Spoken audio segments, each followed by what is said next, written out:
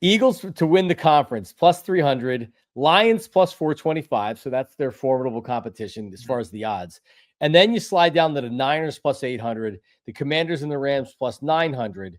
And then, like, the NFC is not as strong as the AFC, but you have the usual suspects: Tampa, Minnesota, Green Bay, Washington, really all the teams that were in it last year. I don't buy the Bears being a playoff team this year. And honestly, unless Carolina, like as far as the surprise this year, who's the surprise playoff team?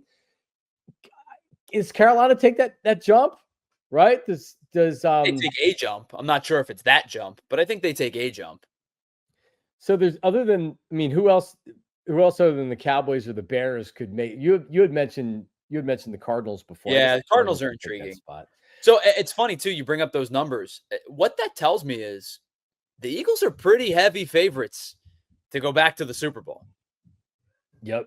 And I know like Detroit's there, they're in the 400s, but then it's a substantial gap between Detroit and everybody else. Like that tells me Vegas thinks this Eagles team is very primed, assuming health, of course, very primed to go back to the Super Bowl next year. Yeah, I'm not gonna jinx it and talk it into existence. Sure, it's July. but the the award tour that Saquon Barkley is going on, and he is everywhere and anywhere, and he's also yapping. He talked about how it's BTA, boots to ass, anytime he plays the Cowboys or the Commanders because they didn't call him when he was a free agent. And like it was an innocent enough answer. He was asked a question, and he just answered it. Here's all I'm saying. Dude, last year was an incredible all-time year. Sure. You stayed healthy. You played every game that you needed to. You were able to sit out a game, which cost you the record. But like you had an unbelievable year. It's a storybook. It really is. Like let's get ready for the season now. All right, enough talking. You do your appearances, did your thing with Shady, the golf tournament, whatever you're doing with Shady. That's all good. I'm just concerned about this year. It is so difficult to go and do what he did last year, especially when you consider his track record. This isn't a guy that's like, well, no, he's almost always healthy. Derrick Henry, if I look at Derrick Henry, it's like, all right, Derrick Henry going for 2,000 yards, what's he going to look like the next season? And Saquon Barkley going for 2,000 yards, what's he going to look about the next season? You worry about the wear and tear on Saquon Barkley based on his injury history. So I'm just saying, like, I'm just kind of taking like a deep breath and exhaling and hoping that he's going to be all right this year. I'm not necessarily worried about like them taking their victory lap for too long. I do think they'll lock back in. Their quarterback is their driving force to that. A.J. Brown is a driving force to that. Lane Johnson is a driving force to that. They've got veterans and at skill position players and veterans in the locker room whose whose voices carry and have weight. So I'm not necessarily worried about that. I guess if you're going to say what's a worry, the schedule is a difficult schedule this year. There's no question about it. They play a very difficult schedule this year. So if you said to me the Eagles are not what did they win last year? 14 games? Or 13 games? I think it was 14, right? 14. So if you said to me the Eagles aren't going to win 14 games this year, I would go, yeah, that's probably accurate. I think they take a win total slip back.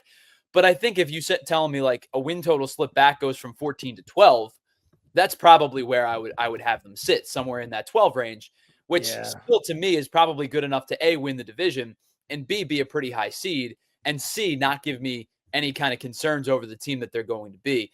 I think that they've got enough smart veteran minds in that locker room to break the hangover issue, the Super Bowl hangover issue. I think if you're going to have any questions, it probably revolves more around who they play and when they play them versus the internal stuff. Yeah. If you're watching on TV, slide on over to allphly.com. We're officially in overtime.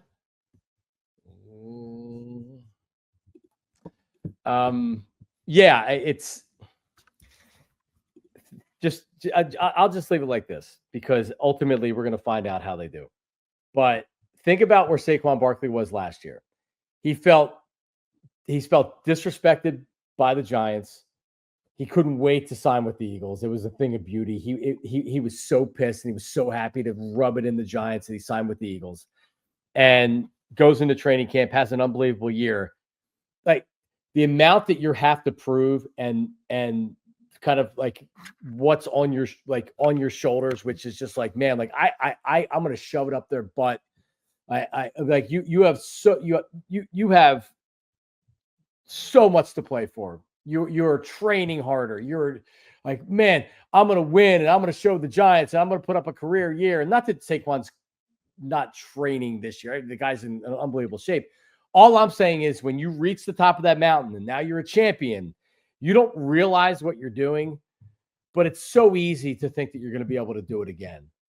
And it's so difficult. Now, the second time around with the Eagles winning a Super Bowl, the front office is much more and much better prepared for it, because instead of giving GJ more money, they got rid of him because they said, hey, this is a potential chemistry issue with the team. He already rubs a lot of guys the wrong way.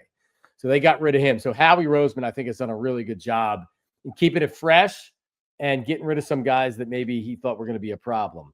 Yeah, and one of the things that you and I talked about with Saquon Barkley specifically, like numerically speaking, there is a pretty high likelihood that a regression season happens because 2,000 yards is unbelievably hard to duplicate. But if that regression season is 75% and it's 1,500 yards, that's still going to end up being a hell of a year. Yeah, they're just going to throw the ball more and maybe they're going to throw it. I think everybody would be surprised if he ran for 2,000 yards again. But I think you're going to see a little bit of a drop off, and you're probably going to see the Eagles running the offense a little bit differently and not using him as much as a running back with the amount of carries that he's had. Honestly, it'd be nice to see him used a little bit more in the passing game this year. Well, and I'll be intrigued to see how they use the backup running back position, because last year it was Kenny Gainwell's spot. We knew like Kenny Gainwell was the clear-cut number 2. Is Will Shipley the number 2? Nominally, is A.J. Dillon the number 2? Dillon hasn't put together a full workload in quite some time. Is Will Shipley ready to take on that second workload? So if I'm thinking about how to balance Saquon, it's not even necessarily about Saquon. It's about when he's off the field, because he's very candid and honest about, hey, I'm checking out. I need a breather. Right. Is it going to be Will Shipley? Is he ready to take that role? Or is it going to be A.J. Dillon? Is it like, are they just going to be piecemealing this thing together? If you're talking about like his time off the field, that to me, in terms of keeping him in check, that to me is actually maybe the question of who's the number 2.